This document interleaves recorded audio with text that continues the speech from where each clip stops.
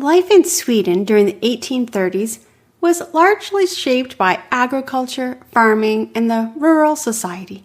Most of the population lived in rural areas and worked in farming. King Charles XIV, John, a key figure in the 1830s, led a government that was a constitutional monarchy. His reign saw significant influence over the nobility and the church. He was both the King of Sweden and Norway, although he was known as Charles III John in Norway. Before taking the throne, he participated in the Napoleon Wars. Families were typically large, and life revolved around agricultural work, with everyone, including children, contributing to farm duties. Education was limited, but most children attended school for a few years before returning to work at home. There was a growing middle class in urban areas, and poverty was common among rural families, but despite those challenges, rural families were resilient and determined, and they upheld community life and traditional customs, and this provided a sense of belonging and support. Carolina Sandell was born on October 3rd, 1832, and she was a product of her time and society. Her family was a devout Christian family, and her father was a Lutheran pastor in Sweden, and he played a significant role in shaping her life. The Church of Sweden was the official state church, and Lutheranism the only legally recognized religion. In the 1830s, the church was not only a place of worship, it was a cultural cornerstone that fostered the sense of national identity. The church had influence over festivals, rites of passage in life, and of course, the weekly worship services.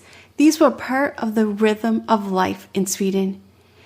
These practices strengthened the bond within the community and contributed to the shared cultural identity. The church was not just a place of worship, it was a cornerstone of family life in Sweden during the 1830s. Its teachings guided household values, and it was the central authority for life events like baptism, marriages, and funerals.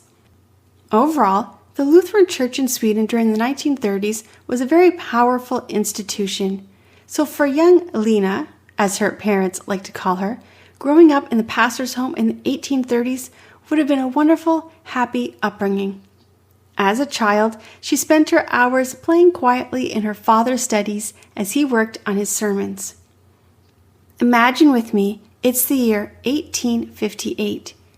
It is a beautiful day. You are crossing Lake Vättern on a ferry boat. As the boat glides across clear, deep blue waters, you're greeted by rugged forest shores that frame this expansive lake.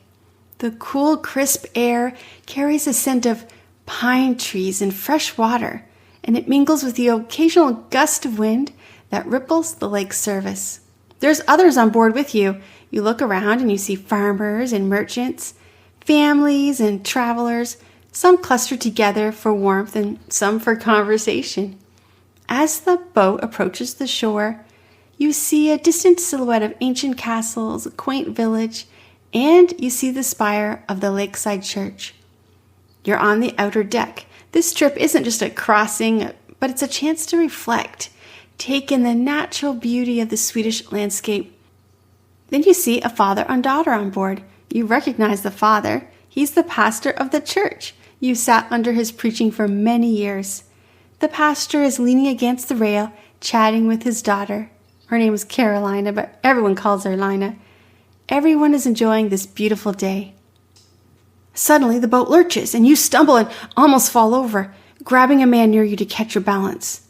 Suddenly, you hear a scream, and you turn and look. The pastor's daughter is at the boat edge, looking over the rail and screaming. You run with everyone else to the edge of the boat, and you see the pastor struggling in the water. People are looking for something to help the pastor, but then the pastor goes under the water and doesn't come back up. There's no sign of the pastor. When the boat lurched, he had been leaning on the rail and had fallen over. This is the true story of how Carolina lost her father. A calm day on the water, a beautiful day, suddenly turned tragic with one lurch from the boat.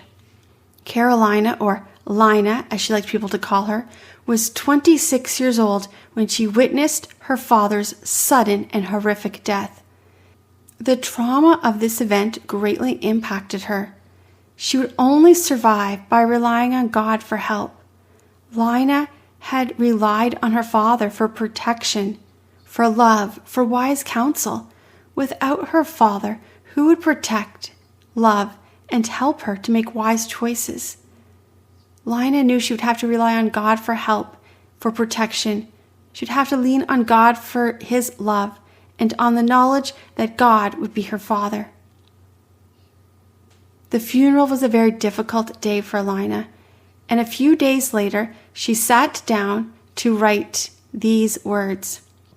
Day by day, and with each passing moment, strength I find to meet my trials here. Trusting in my Father's wise bestowment, I've no cause for worry or fear. He whose heart is kind beyond all measure gives unto each day what he deems best. Lovingly, it's part of pain and pleasure, mingling toil with peace and rest.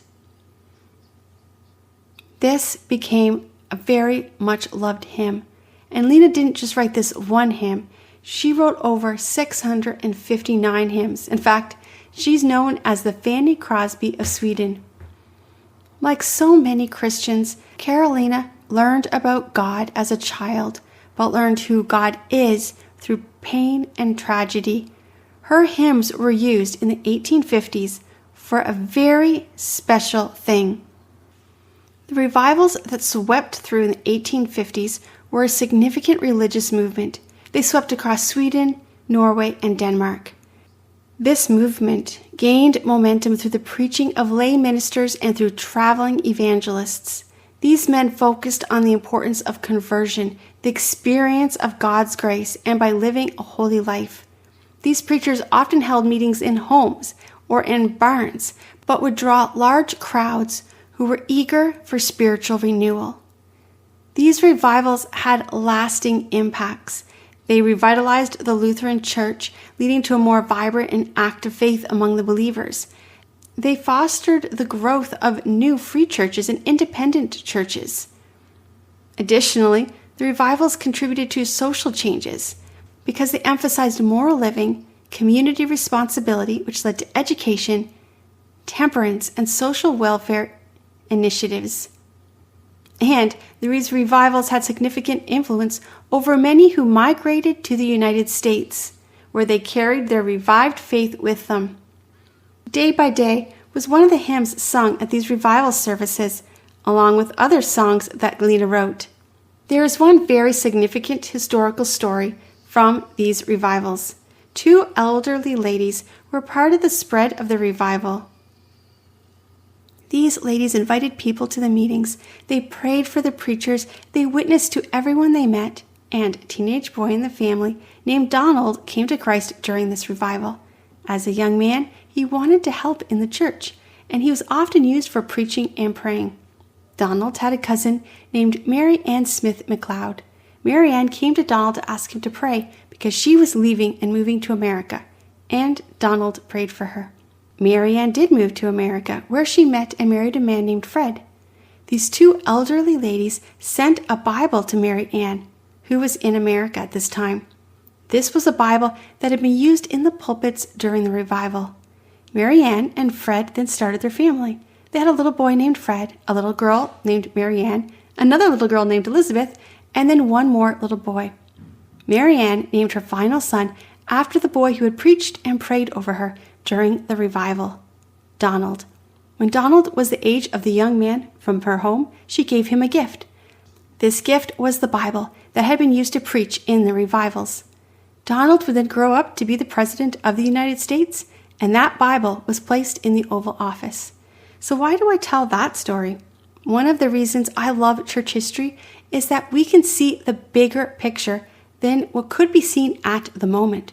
And this is a reminder to me of when I'm in a difficult moment to know that God is painting a bigger picture than I can see now. Carolina was a young lady who watched her father die a tragic, horrific death, then used that pain to lean on God and wrote about that pain. What she wrote became a hymn, and that song was used in revivals that impacted a family, and one member of that family moved to America and gave birth to a boy who would be the President of the United States.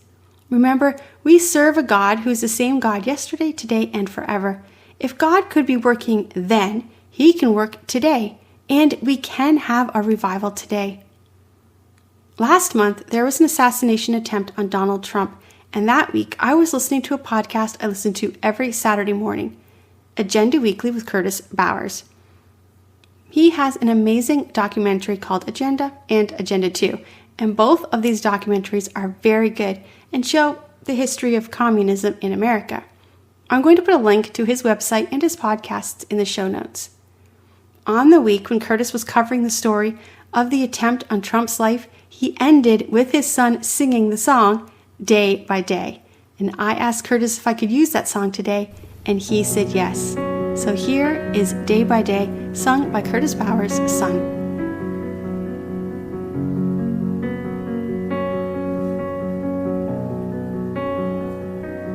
Day by day, and with each passing moment, strength I find to meet my trials here, trusting in my Father's wise bestowment.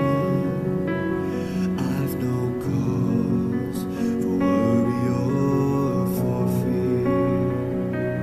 He whose heart is kind beyond all measure gives unto each day what he deems best.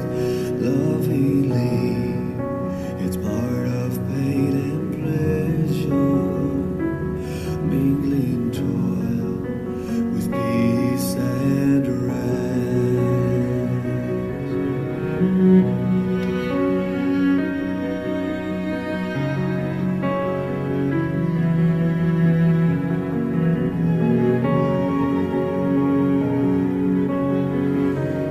Every day the Lord Himself is near me with a special mercy for each child. All my cares He fain would bear and cheer me. He whose name is Counselor and God.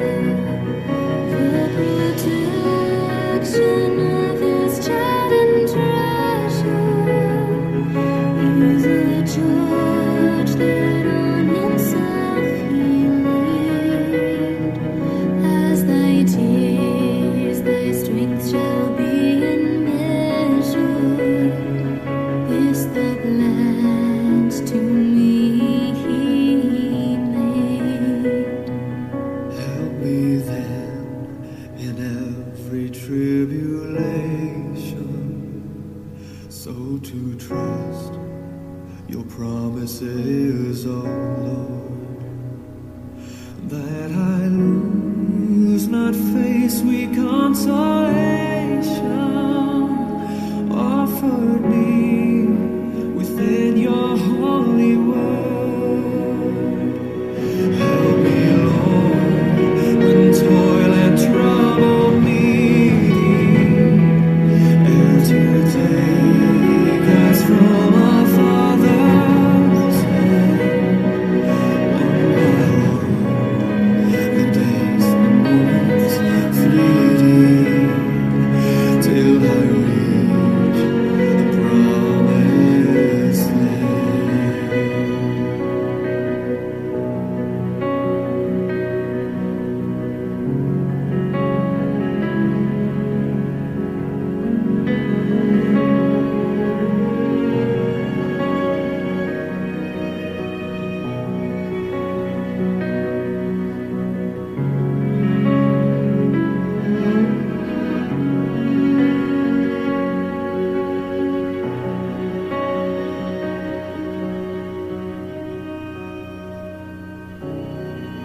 Thank you for listening to today's episode on the history of the hymns.